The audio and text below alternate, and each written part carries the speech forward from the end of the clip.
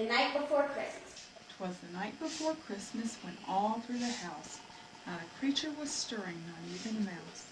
The stockings were hung by the chimney with care, in hopes that St. Nicholas soon would be there.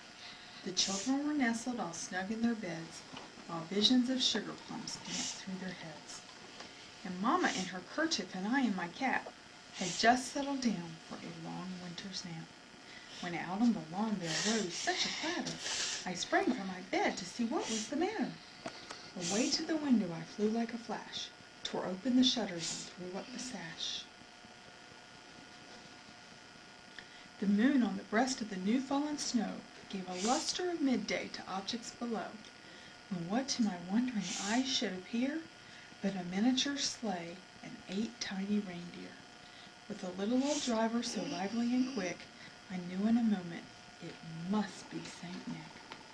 More rapid than eagles his coursers they came, and he whistled and shouted and called them by name. Now Dasher, Now Prancer, now Prancer, now Vixen, on Comet, on Cupid, on Donner and Blitzen, to the top of the porch, to the top of the wall, now dash away, dash away, dash away!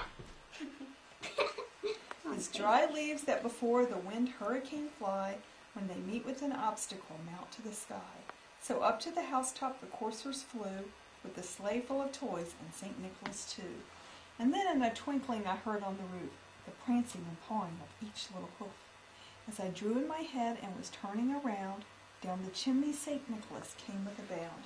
He was dressed all in fur from his head to his foot, and his clothes were all tarnished with ashes and soot. A bundle of toys he had flung on his back, and he looked like a peddler just opening his pack. His eyes how they twinkled, his dimples how merry, his cheeks were like roses, his nose like a cherry. His droll little mouth was up like a bow, and the beard on his chin was as white as the snow. The stump of a pipe he held tight in his teeth, and the smoke had encircled his head like a wreath. He had a broad face and a round little belly, here's my favorite part, that shook when he laughed like a bowl full of jelly. He was chubby and plump, a right jolly old elf, and I laughed when I saw him in spite of myself. A wink of his eye and a twist of his head soon gave me to know I had nothing to dread.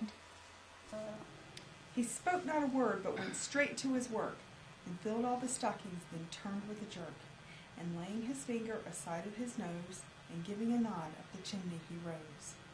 He sprang to his sleigh, to his team gave a whistle, and away they all flew like the down of a thistle. But I heard him exclaim as he drove out of sight, Happy Christmas to all, and to all a good night. Oh, oh, oh, oh. The end. Ow. Bedtime. And laying his finger, you're sitting on top of me, and laying his finger aside of his nose, On tape. giving a nod of the chimney he rose. He sprang, Maddie. Cut that out. He sprang to his sleigh, to his team gave a whistle, and away they all flew like the down of a thistle. But I heard him exclaim as he drove out of sight, Happy Christmas to all, and to all a good night.